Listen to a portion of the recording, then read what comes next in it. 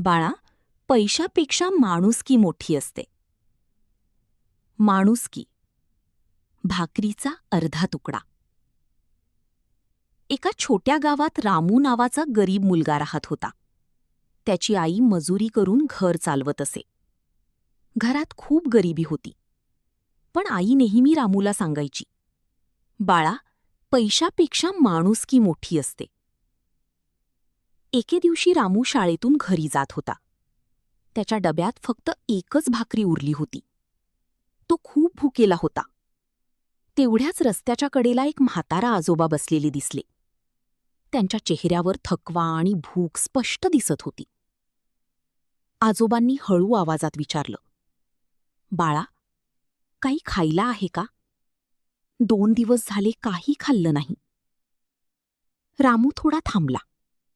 त्यालाही भूक लागली होती. पण आईचे शब्द त्याच्या आठवणीत आले. त्याने आपल्या डब्यातील अर्धी भाकरी आजोबांना दिली. आजोबांच्या डोळ्यात पाणी आले. त्यांनी आशीर्वाद देत म्हटलं, देव तुझं भलं करो बाळा. रामू घरी गेला. दुसऱ्या दिवशी शाळेत मुख्याध्यापकांनी जाहीर केलं की गावातील एका समाजसेवकाने गरीब विद्यार्थ्यांसाठी शिष्यवृत्ती ठेवली आहे. त्या समाजसेवकाने रामूचं नाव निवडलं होतं. रामूला आश्चर्य वाटलं. नंतर कळलं की कालचे ते आजोबा हेच मोठे समाजसेवक होते. त्यांनी रामूची माणुसकी पाहून त्याला मदत करण्याचा निर्णय घेतला होता.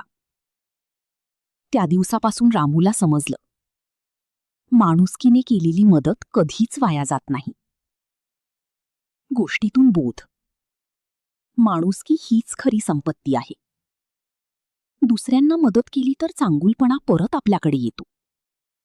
दया आणि सहानुभूती माणसाला महान बनवतात.